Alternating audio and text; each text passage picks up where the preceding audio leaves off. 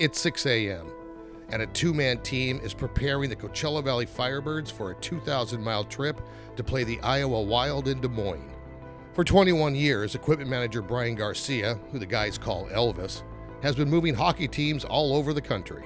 The one thing I'd say I've learned is it's just a basic routine. I've done everything the same since I was assistant with the Long Beach Ice Dogs, and the things that I do now. It's the same thing from ECHL to AHL to NHL. We all do the same thing. It's just to a different extent and a different level where you're catering just a little bit more. Eddie Whitchow that has like 2 sets of everything, like just more stuff than really necessarily needed. What's that TV show, Hoarders? While the guys are practicing, my assistant will take care of everything on the ice if somebody needs something, and I'll get ready for the guys to come back. So I'm just pulling it, making it easy for them to get out and get everything loaded. Elvis and assistant equipment manager Sean Thorns will pack, load, and transport more than 70 bags of gear and equipment for all the Firebirds games played away from Acrisure Arena. You look at all the pieces of equipment that we have. When we fly, we have 77 bags that come on the plane. And it's those two guys' responsibilities to make sure it gets from point A to point B. Those guys do a great job. They work hours upon hours, even more than you think they work. They work to make sure that everything is perfect and guys don't have to worry about anything by the time they get to the rink for practice, a game, or on the road.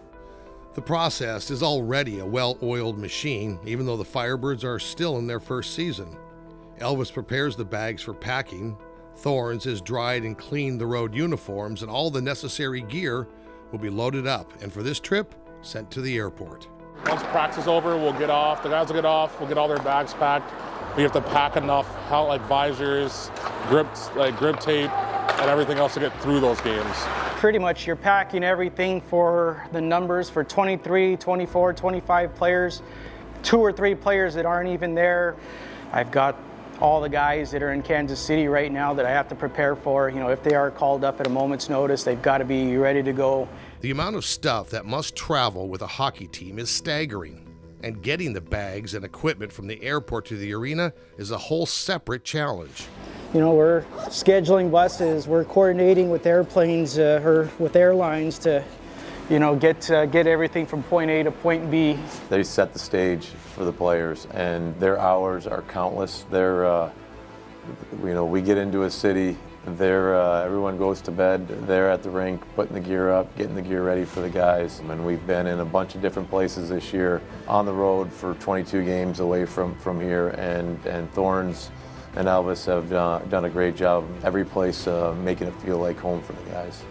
So, this isn't one job, this is 20 different jobs, all of which you have to excel at. Yeah. Well, that's why we're here again.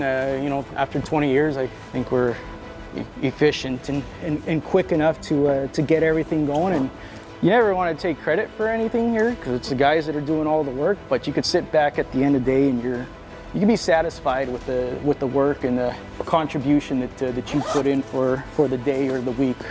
It's a lot of work and it's a lot of hours, but at the end of the day, I could be pushing a pencil in a cubicle somewhere, but I'm getting paid to do what I love. I'll take it. And believe it or not, with all that, it's still only half the job. Game day? Well, that's a whole different story.